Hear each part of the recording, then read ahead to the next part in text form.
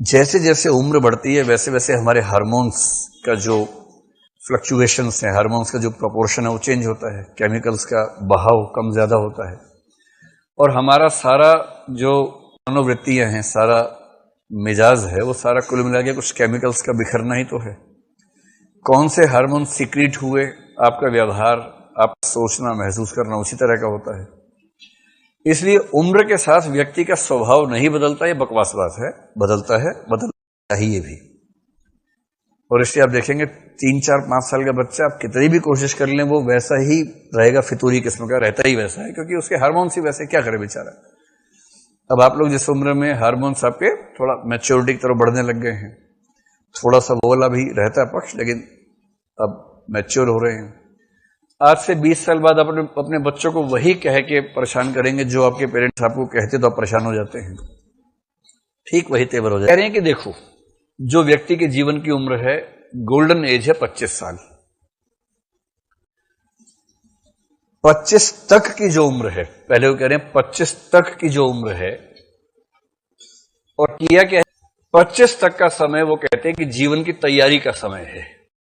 तो ये सुनते ही आप खुश हो सकते हैं कि चलो इस समय ठीक चल रहा है।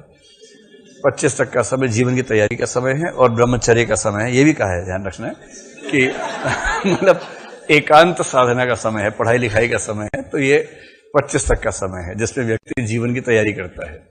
फिर 27 की जो उम्र है, वहां से जीवन में चुनौतियां शुरू होती हैं। 27 से चुनौतियां एक सामान्य कथा है भाई, क्योंकि कईयों के जीवन में चुनौतियां पैदा होने के बाद से शुरू हो जाती हैं, और कुछ का तो पैदा होने से पहले ही, कि भ्रूण के सर पर जिंदा रह जाएं, वही एक चुनौती है। तो 27 की उम्र से चुनौतियां, क्योंकि जीवन में खुद को स्थापित करना होता है, साबित करना होता है, चैलेंज है। सब लोग घूर के देखते हैं कि तुमने क्या किया, तुम्हारे बाकी लोग तो ये कर गए, वो लोग ये कर गए, तुमने क्या किया। अब 27 के बाद चुनौती आदमी झेलता है, और 30 की उम्र को ये बोलते हैं जीवन की सबसे शानदार उम्र है, एक सेंस में, खास सेंस में। 29-30 मान लीजिए, मतलब 29-30 की उम्र में वो ये जरूर कह रहे हैं कि इस समय हमारा जो व्यक्तित्व है काम, क्रोध, मोह से भरा होता है। इसी बात ये कह रहे हैं कि जीवन की मैच्योरिटी की शुरुआत यहां से होती है। इसलिए आप देखेंगे कि अगर आप जो मैच्योर व्यक्ति है उससे बात करने के बाद आपको छिछले व्यक्ति पसंद नहीं आएंगे। छिछला व्यक्ति देखने में कितना ही स्मार्ट हो, कितना ही सुंदर हो, लेकिन उसका छिछलापन जैसे सामने आता है आपको मजा नहीं आता, क्योंकि आपको मैच्योरिटी पसंद आने लगती है। जीवन की परिपक्वता की शुरुआत 30 के आसपास होती है। और ये एग्जाम्पल दे रहे हैं, चाहे आप जीसस क्राइस्ट को देख लीजिए, उनका पहला उपदेश 29 की उम्र में हुआ, सरमन ऑन द माउंट जिसको बोलते हैं। चाहे बुद्ध को जीवन देखिए, चाहे महावीर का जीवन देखिए, राम के वनवास का समय देखिए, सब 29-30 की उम्र के मामले हैं। महात्मा बुद्ध 28 की उम्र में या 29 की उम्र में घर से निकले, जिसको महाभिनिष्क्रमण कहते हैं। उनको 6 साल लगे तपस्या करने में, और तब जाके 35 की उम्र में उनको ज्ञान की प्राप्ति हुई। महावीर 28 की उम्र में तपस्या में बैठे, और 12 साल की तपस्या के बाद 40 की उम्र में उनको बोध की प्राप्ति हुई। वही 28 की उम्र, 29 की उम्र।